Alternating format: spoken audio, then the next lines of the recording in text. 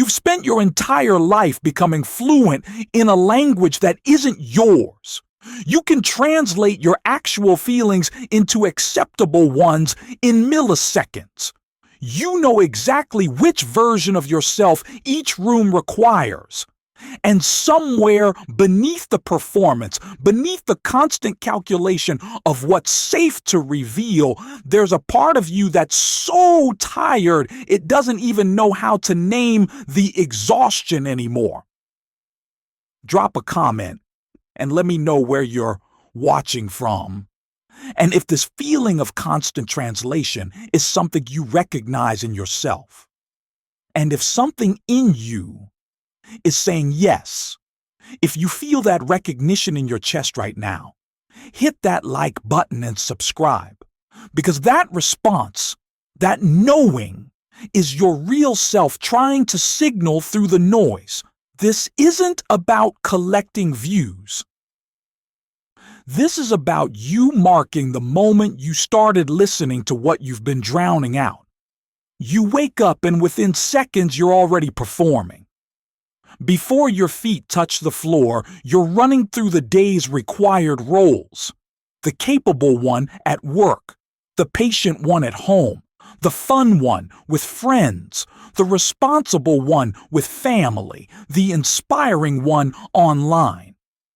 And you've gotten so good at switching between them that you've forgotten there was ever anything to switch from. You think this is just what being an adult means. You think everyone does this, and they do. But that doesn't make it any less devastating. You've learned to smile with your mouth while your stomach clenches. You've perfected the art of nodding while something inside you screams. You say, "I'm fine," so convincingly that even you almost believe it. Almost. Because your body knows. Your body keeps the score of every time you've abandoned yourself for acceptance. Every time you've swallowed your truth to keep the peace. Every time you've contorted yourself into a shape that fits someone else's comfort. The exhaustion you feel isn't from doing too much. It's from being too many people. It's from the constant work of translation, the relentless monitoring of which self is safe to show. You're tired in a way that sleep doesn't fix because you're tired of yourself. Not your real self, the performed self. The one you've been maintaining like a full-time job since you were old enough to understand that love came with conditions. At work, you're the one who has it together. You respond to emails with just the right tone. You laugh at jokes that aren't funny. You stay late to prove your dedication. You never let them see the doubt, the fear, the moments when you have no idea what you're doing. You've built an entire professional identity around being unshakable, and the effort of holding that pose is breaking something fundamental inside you. At home, you're different. Maybe softer, maybe harder, maybe you let some of the armor down, or maybe you put on a different kind.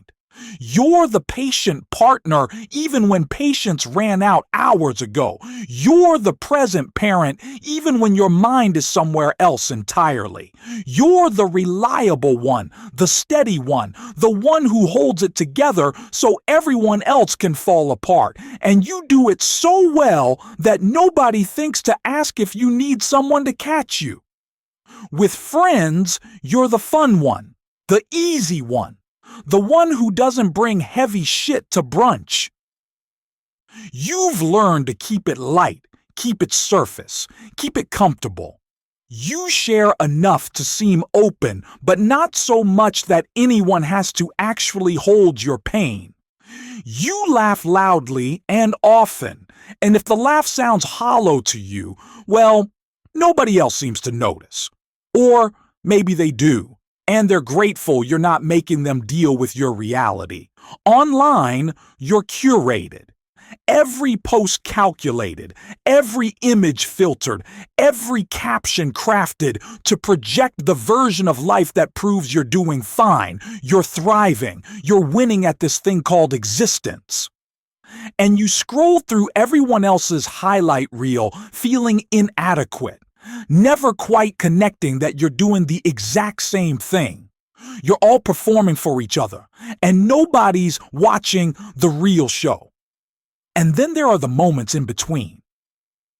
The drive home from work when the mask slips and you feel the weight of it. The shower where you finally let your face show what it's been holding all day. The middle of the night when you wake up and for a few seconds before you remember who you're supposed to be, you feel the absence of yourself so acutely it takes your breath away. These are the moments when the truth breaks through. When your real self, the one you've been suffocating under layers of performance, tries to remind you it still exists. But by morning, you're back in character. Because you don't know how to be anything else. Because the alternative feels too dangerous. Because once upon a time, you learned that being yourself wasn't safe, and that lesson lodged so deep in your nervous system that you can't remember learning it. You just know the way you know to pull your hand from fire, that showing your real self risks everything. You learned this so young you don't even remember the learning. Maybe you were 4 or 5, full of big feelings that spilled out of you like water. You cried when you were sad, laughed when you were happy, raged when you were angry. You were a pure expression of whatever moved through you in each moment. You were whole. You were real. You were entirely yourself.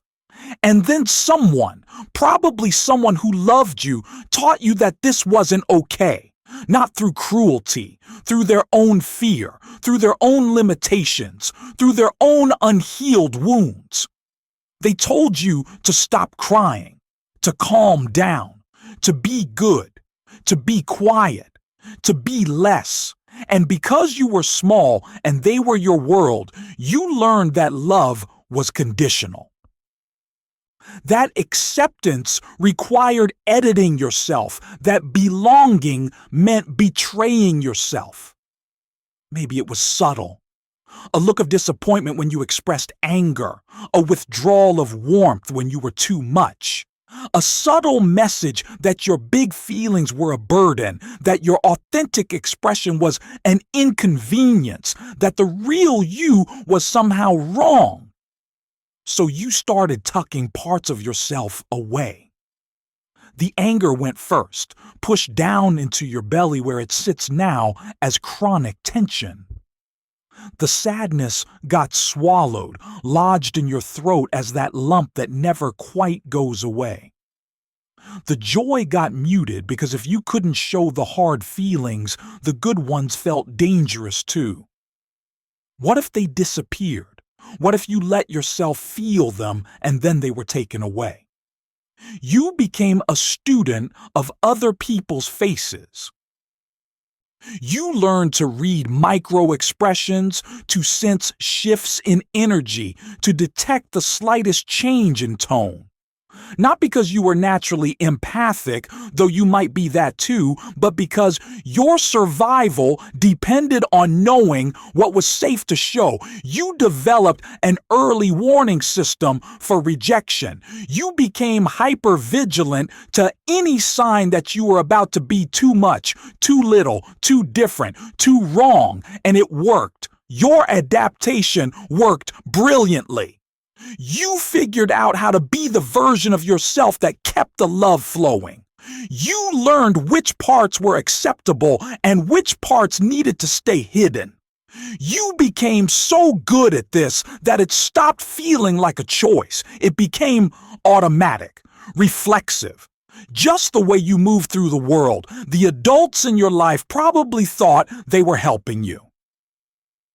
Teaching you to regulate, to be appropriate, to function in society, and maybe they were. But somewhere in that teaching, you learn that who you actually are isn't who you should be. You learn that your internal experience and your external expression should rarely match. You learn that authenticity is dangerous and performance is safety. The wound isn't that you were unloved. The wound is that you learned love was conditional, that you had to earn it, that you had to be a certain way to deserve it. And once that lesson landed, it shaped everything that came after. Every relationship, every choice, every moment of your life became filtered through this fundamental belief that who you are isn't enough, that you need to be something else, someone else, to be acceptable. You carried this into school, where you learn to perform academic success, or social belonging, or athletic achievement, or whatever seemed most likely to earn approval. You carried it into friendships, where you learned to be the version of yourself each friend needed. You carried it into romantic relationships, where you contorted yourself into impossible shapes, trying to be enough for someone else while never asking if they were enough for you. And the years passed. The adaptation that kept you safe as a child became the prison that contains you as an adult. The strategy that earned you conditional love became the barrier to experiencing unconditional acceptance. The performance that protected you from rejection became the thing preventing anyone from actually knowing you. Now you're here. However old you are, however far into this life you've traveled. And you're starting to suspect that something is fundamentally wrong, not with the world, though that too, but with the way you're living, with the constant betrayal of yourself, with the exhausting maintenance of all these versions of who you're supposed to be. Your body has been trying to tell you. The tension in your shoulders isn't just from sitting at a desk, it's from carrying the weight of all these selves. The knot in your stomach isn't just from stress, it's from swallowing your truth over and over and over. The fatigue that won't lift isn't just from not sleeping enough, it's from the constant work of being someone you're not. Your nervous system learned decades ago that authenticity equals danger, that showing your real self risks abandonment, that the cost of being genuine is too high. So it developed an entire defense system designed to keep you safe by keeping you hidden. Every time you start to speak your truth, your nervous system floods you with anxiety. Every time you consider dropping the mask, your body tenses in preparation for rejection. Every time you get close to being real, something inside you slams on the brakes. This isn't a character flaw. This is your nervous system doing exactly what it learned to do, protecting you from a threat that felt life or death when you were small. The problem is that the threat isn't life or death anymore. You're not a child dependent on caretakers who might withdraw their love. You're an adult who can survive rejection, who can handle disapproval, who can bear the discomfort of disappointing others. But your nervous system doesn't know that. It's still operating from the old programming, still convinced that being yourself is dangerous. So you keep translating, keep performing, keep abandoning yourself in small ways that add up to a life that doesn't feel like yours. You say yes when you mean no. You laugh when you want to cry. You stay when you want to leave. You accommodate when you want to assert. You shrink when you want to expand. You hide when you want to be seen. And beneath all of this, beneath the performance and the translation and the constant self-betrayal, there's a part of you that knows. Your organism, Your body, your deepest self, knows what's true. It knows when something feels right and when something feels wrong. It knows which people drain you and which people fill you. It knows which choices align with who you really are and which choices serve who you think you should be. This knowing is always there, quiet, steady, trying to guide you back to yourself, but you've learned to override it, to ignore it, to prioritize external authority over internal wisdom. Someone tells you that you should want something, and you convince yourself you do want it. Even as your body contracts, someone tells you that you're wrong to feel something and you try to stop feeling it. Even as the feeling persists, someone tells you who you should be and you attempt to become that, even as something inside you withers. You've spent so much energy trying to improve yourself, fix yourself, become a better version of yourself. But what if the problem isn't that you need to become better? What if the problem is that you've been trying to become anything other than what you already are? What if all this self-improvement is just another form of self-betrayal, another message that who you are right now isn't acceptable? The exhaustion you feel is your real self trying to break through. Every symptom, every struggle, every moment of feeling like you can't keep doing this anymore is your authentic self staging a rebellion against the performance. Your depression isn't a chemical imbalance that appeared out of nowhere. It's what happens when you spend years disconnected from yourself. Your anxiety isn't an irrational fear. It's your nervous system screaming that something is wrong with the way you're living. Your anger isn't a problem to manage. It's information about boundaries that have been violated, needs that haven't been met, truths that haven't been spoken. What if every breakdown is actually a breakthrough trying to happen?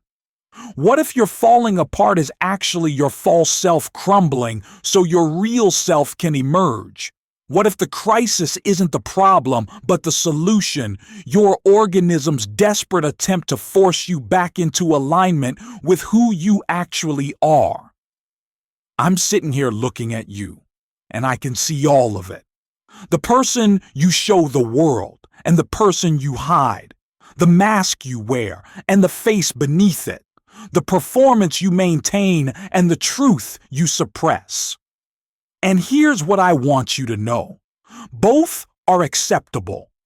The part of you that learned to perform isn't bad or wrong. It's brilliant. It's the part that kept you safe when you needed safety.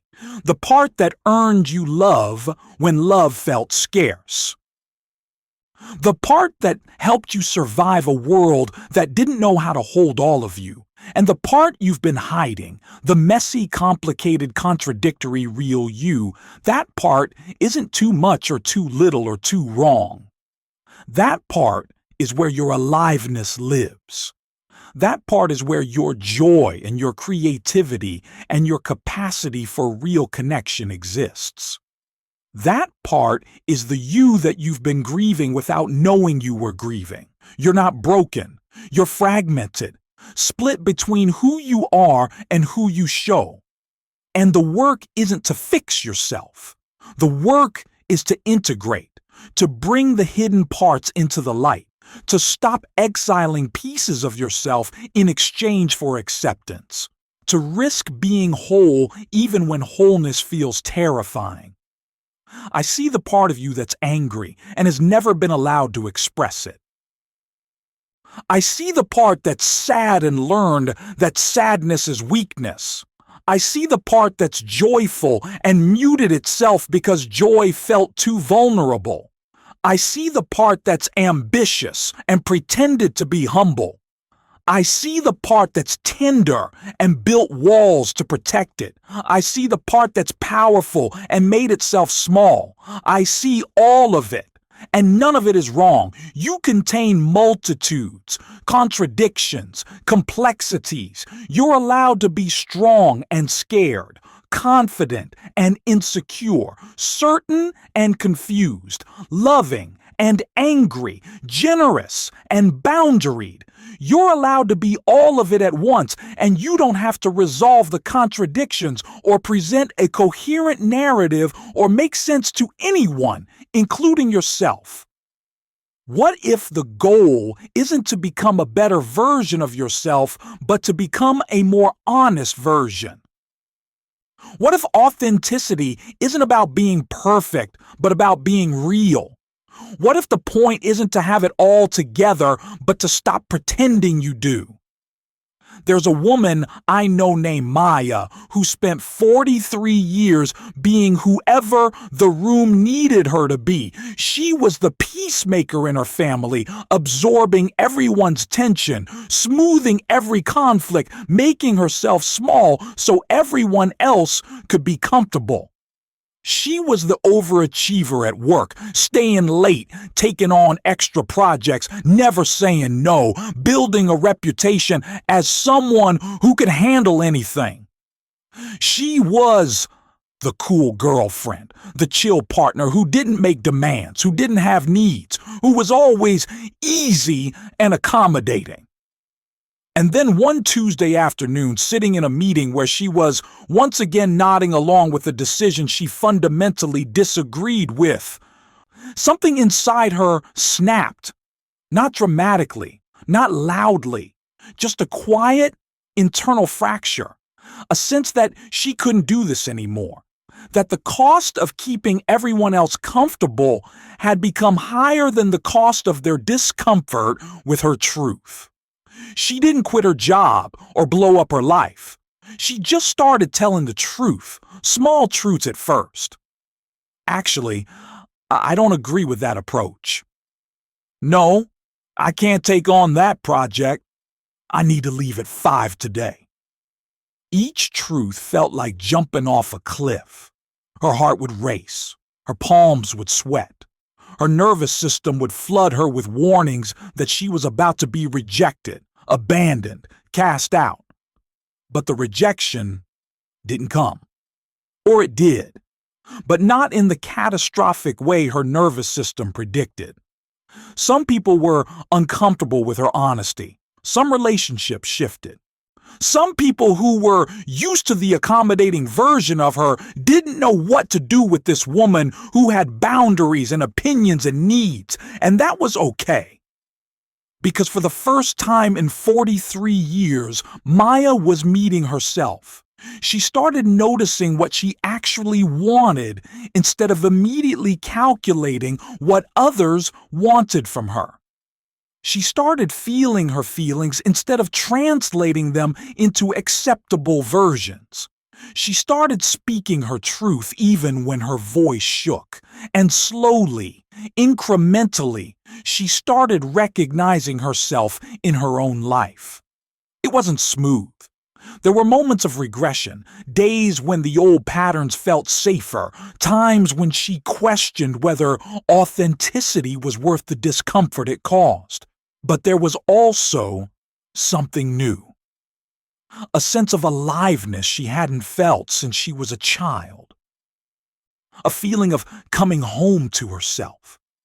An internal alignment that felt like finally, she could breathe. The relationships that survived her authenticity became deeper. The ones that didn't survive weren't real anyway. They were relationships with her performance, not with her. And as painful as those losses were, they made space for something real. For connections built on truth instead of accommodation. For love that didn't require her to betray herself. Maya's still learning. Still catching herself mid-performance and choosing differently. Still noticing when she's about to abandon herself and pausing. Still practicing the radical act of being who she actually is instead of who she thinks she should be.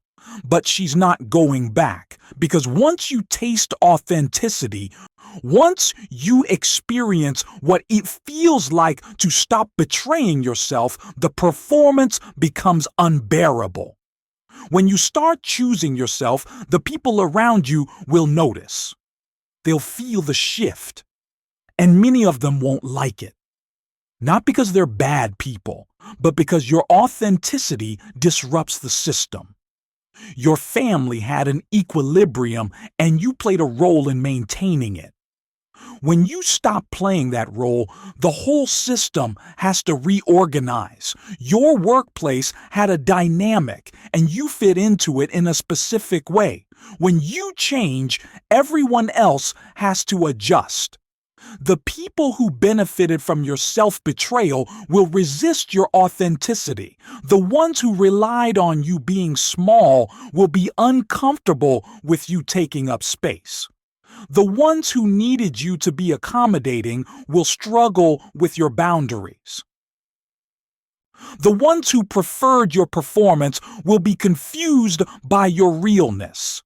This is not a reason to go back. This is information about who can handle the real you and who can't. Some relationships will end. This is one of the hardest truths about choosing yourself. Not everyone can come with you into authenticity. Some people are too invested in the version of you that serve their needs. Some people are too threatened by your growth because it highlights their stagnation. Some people simply can't meet you in the depth and honesty you're now requiring, and you have to let them go. There will be loneliness in this transition. A period where you've outgrown the old connections but haven't yet found the new ones, where you're too real for some people and not yet connected to the people who can handle your realness.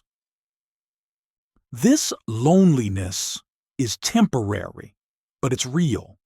And it's important to know it's coming so you don't use it as evidence that you should go back to performing.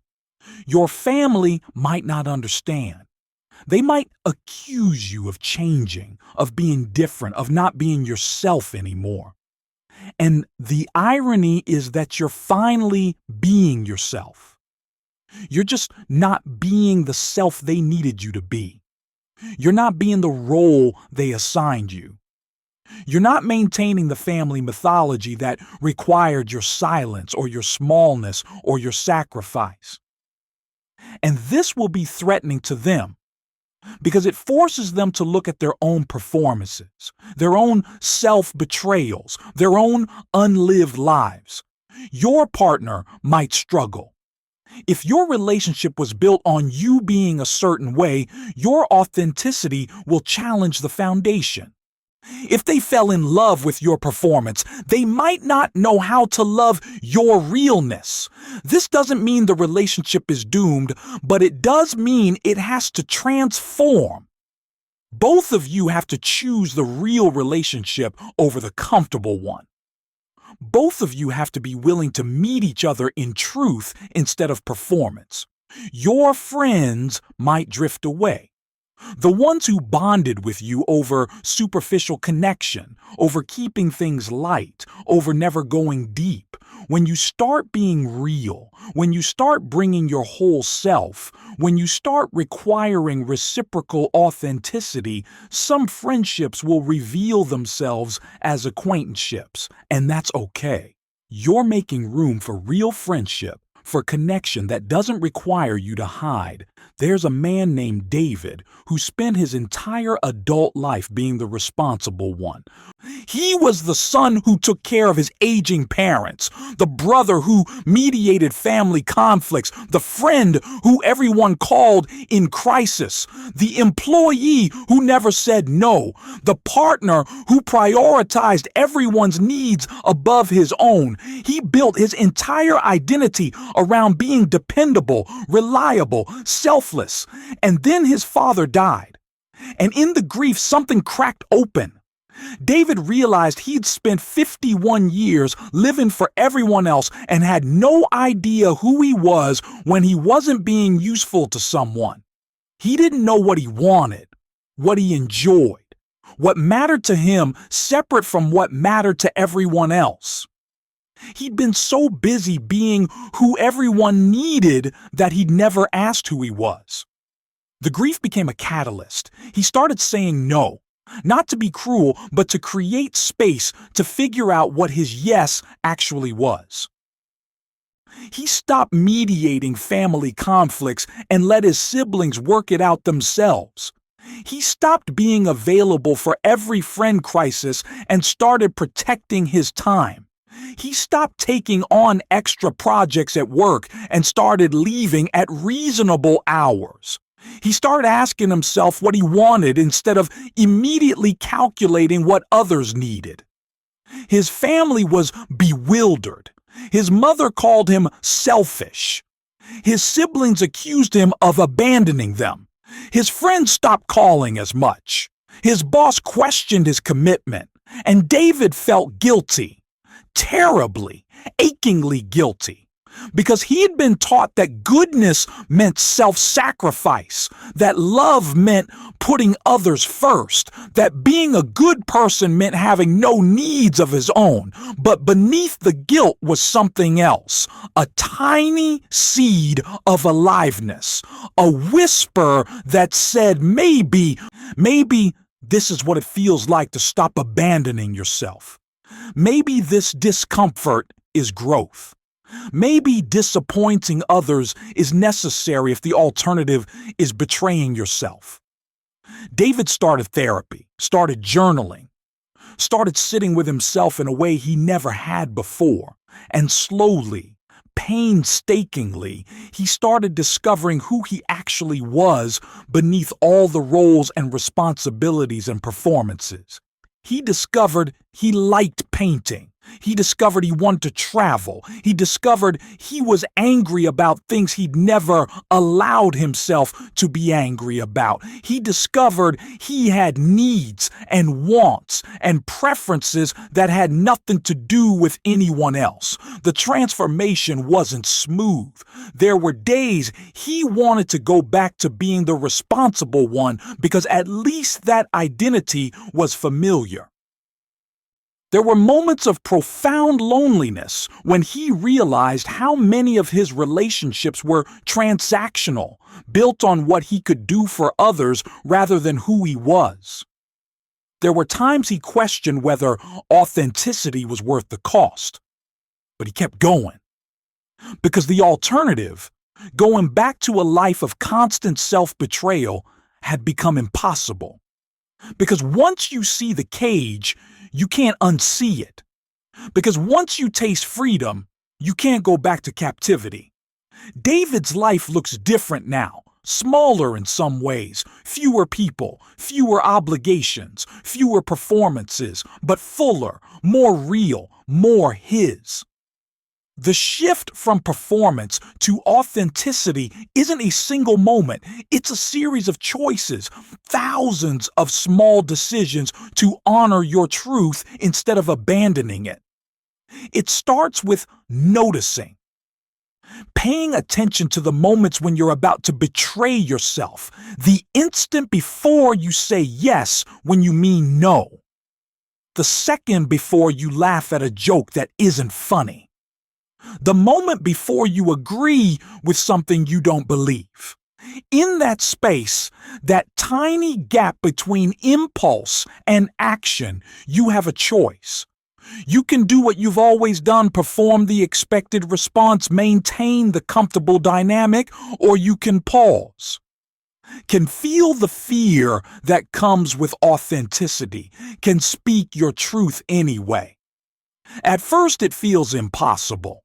Your nervous system will fight you. Your body will flood with anxiety. Your mind will generate catastrophic predictions about what will happen if you're real. And you have to do it anyway, not recklessly, not without care for impact, but with commitment to yourself that's at least equal to your commitment to everyone else's comfort.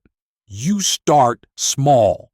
You tell a friend you actually can't make dinner instead of forcing yourself to go. You express a different opinion in a meeting instead of nodding along. You say, "That hurt my feelings," instead of pretending you're fine. Each small truth is practice.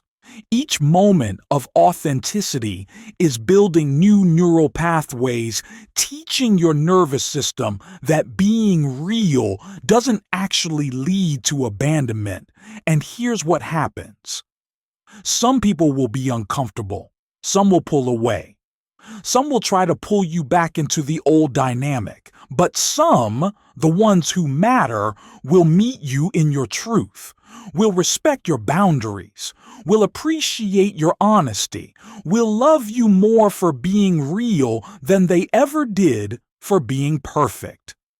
You'll start noticing what your body has been trying to tell you all along. That sick feeling in your stomach when you're around certain people. That's information. That tension in your shoulders during certain conversations. That's your organism saying, this isn't safe. This isn't right. This doesn't align. That exhaustion after social events. That's the cost of performing. Your body knows. It's always known. You just have to start listening. You'll start trusting yourself in ways you never have before. Trusting that your feelings are valid even when others disagree. Trusting that your needs matter even when they're inconvenient. Trusting that your truth is worth speaking even when your voice shakes. This trust isn't arrogance. It's the opposite. It's finally believing that your internal experience is as legitimate as everyone else's. You'll start making choices based on what's true for you instead of what's expected of you. You'll choose the job that aligns with your values instead of the one that impresses people. You'll choose the relationship that feels right instead of the one that looks good. You'll choose the life that's actually yours instead of the one you think you're supposed to want. This doesn't mean you become selfish or uncaring. It means you stop setting yourself on fire to keep others warm. It means you stop betraying yourself in the name of love. It means you start showing up as a whole person instead of a fragmented collection of roles. And paradoxically, this makes you more capable of genuine connection, real love, authentic service. Because you're giving from fullness instead of depletion. Because you're connecting from truth instead of performance. Life after choosing yourself doesn't look like the Instagram version of transformation. You don't suddenly have it all together. You don't become endlessly confident and never doubt yourself again. You don't transcend all human struggle and float through life in blissful authenticity. You're still human, still messy, still contradictory, still learning. But something fundamental shifts. You stop waking up with that heavy dread of having to be someone you're not. You stop spending all your energy on translation and performance. You stop abandoning yourself in small ways that add up to a life that doesn't feel like yours.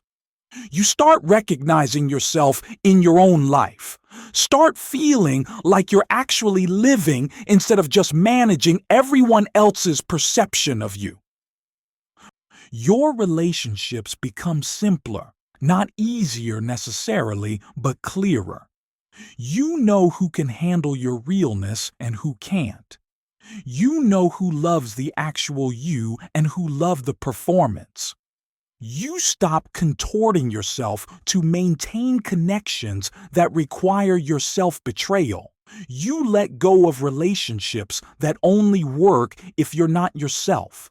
The ones that remain, the ones that survive your authenticity, become deeper than you knew relationships could be. Because they are built on truth. Because the person showing up is actually you, not a carefully curated version designed to be acceptable. Because you're finally allowing yourself to be known, and being known is what you've been hungry for your entire life. You start enjoying things again, simple things.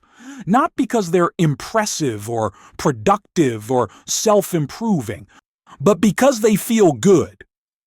You read books that interest you instead of books you think you should read. You spend time in ways that nourish you instead of ways that look good. You let yourself want what you want without immediately questioning whether you should want it. You develop a different relationship with discomfort. You stop seeing every uncomfortable feeling as a problem to fix. You start understanding that discomfort is information, guidance, your organism's way of communicating. You get curious about it instead of immediately trying to make it go away. You ask what it's telling you instead of assuming it's telling you something's wrong with you. You stop trying to control how people see you. This is huge. You realize that no amount of performance will make everyone like you, approve of you, understand you. You realize that people's opinions of you say more about them than about you. You realize that you can't control their perceptions anyway, so you might as well be real and let them think whatever they're going to think. You become less reactive. When someone criticizes you, you don't immediately crumble or defend. You can consider whether there's truth in it without it threatening your entire sense of self. When someone's uncomfortable with you, you don't automatically assume you need to change. You can hold space for their discomfort without taking responsibility for it. You start having opinions again, real ones. Not just echoes of what you think you should think. You disagree with people you respect. You change your mind when new information emerges. You hold nuanced positions that don't fit neatly into any box. You stop performing certainty when you're actually confused. You stop performing agreement when you actually disagree. You get angry sometimes, and instead of immediately suppressing it or feeling guilty about it, you listen to it. What boundary was crossed? What need wasn't met? What truth needs to be spoken? Your anger becomes information instead of evidence that you're bad. And when you honor it, when you use it as guidance instead of pushing it down, it doesn't build into rage. It moves through you and leaves. You cry more easily. Not because you're more sad, but because you're more connected to yourself. Because you're not constantly swallowing your feelings. Because you're letting yourself feel what you feel instead of immediately translating it into something more acceptable. And the tears are cleansing. They're release. They're your organism processing what needs to be processed. You laugh differently too, more genuine, less performed. You stop forcing laughter to make others comfortable. You stop pretending things are funny when they're not. And when you do laugh, it comes from somewhere real, somewhere deep, somewhere that's actually you. You make mistakes and you're okay with it. Not because you don't care, but because you understand that being human means being imperfect. You apologize when you hurt someone, but you don't apologize for existing. You learn from your errors, but you don't let them define you. You're doing your best, and your best is enough even when it's messy. You have needs and you express them. This is revolutionary if you've spent your life pretending you don't need anything. You ask for help. You request what you want. You communicate what you need instead of expecting people to guess. And sometimes people can't meet your needs, and that's information about the relationship, not evidence that your needs are wrong. You rest without guilt. result. You stop treating rest as something you have to earn through productivity. You understand that you're a human being, not a human doing. You let yourself be tired. You honor your body's request for slowness. You stop pushing through exhaustion as if it's a virtue. You're still figuring it out, still learning, still discovering new ways you've been betraying yourself, still catching old patterns and choosing differently. This isn't a destination, it's a direction, a commitment to keep choosing yourself even when it's uncomfortable, even when people are disappointed, even when you're scared. So, here's the invitation. Not to become a better version of yourself, not to fix what's broken, not to improve or optimize or transcend your humanity. The invitation is simpler and more radical than that. The invitation is to stop betraying yourself, to stop abandoning who you are in exchange for acceptance, to stop performing and start being. This will cost you. It will cost you some relationships, some comfort, some of the identity you've built around being who everyone needs you to be. It will cost you the illusion of control, the fantasy that you can manage everyone's perception, the belief that if you just perform perfectly enough, everyone will love you. But what you get in return is yourself, your aliveness, your truth, your wholeness. You get to stop being exhausted by the constant performance. You get to stop feeling like a stranger in your own life. You get to stop wondering who you'd be if you weren't so busy being who everyone else needs. You don't have to transform everything at once. You don't have to blow up your life or make dramatic declarations. You just have to start noticing. Start paying attention to the moments when you're about to abandon yourself. Start pausing in that space. Start choosing differently. The next time you're about to say yes when you mean no, pause. Feel the fear. Say no anyway. The next time you're about to perform agreement when you actually disagree, pause. Notice the anxiety. Speak your truth anyway. The next time you're about to hide a feeling to keep someone comfortable, pause. Sense the old pattern. Feel it anyway. Each choice builds on the last. Each moment of authenticity makes the next one slightly easier. Each time you choose yourself, you're teaching your nervous system that being real is safe. You're creating new pathways. You're coming home to yourself. And here's what I want you to know. You're not going to do this perfectly. You're going to have moments of regression, days when the old patterns feel safer, times when you choose performance over authenticity because the fear is too big. And that's okay. This isn't about perfection. This is about direction, about choosing yourself more often than you abandon yourself, about moving toward wholeness even when the movement is messy. You're allowed to be scared. You're allowed to be uncertain. You're allowed to not know how this will turn out. You're allowed to take it slowly. You're allowed to need support. You're allowed to struggle. All of it is part of the process. All of it is acceptable. The question isn't whether you're ready. The question is whether you're willing. Willing to feel the discomfort of authenticity. Willing to disappoint people who expect you to keep performing. Willing to lose relationships that only work if you're not yourself. Willing to be seen as you actually are instead of as you think you should be.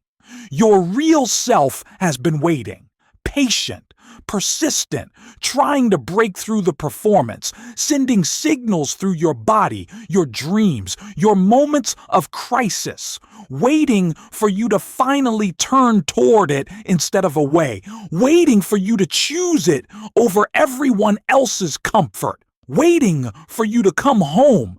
What if today is the day you start listening? What if right now, reading these words, feeling whatever you're feeling in your chest or your stomach or your throat, what if this is the moment? Not the moment everything changes, but the moment you decide to start choosing yourself. The moment you commit to the direction even though you can't see the destination. You've spent enough years being who everyone else needed you to be. You've performed enough, translated enough, abandoned yourself enough. What if you spent the rest of your life discovering who you actually are? What if you let yourself be that? What if you stopped apologizing for taking up space and just took up space? What if you stopped asking permission to exist and just existed?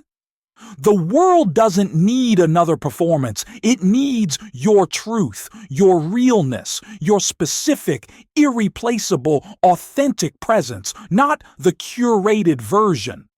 Not the acceptable version, not the version that makes everyone comfortable. The messy, complicated, contradictory, fully human version. That's what the world needs. That's what you need. That's what's been waiting beneath all the layers of performance. So take a breath. Feel yourself in your body right now. Notice what's true for you in this moment, not what should be true, not what you wish was true, what actually is true. And start there. Start with what's real. Start with yourself. Start now.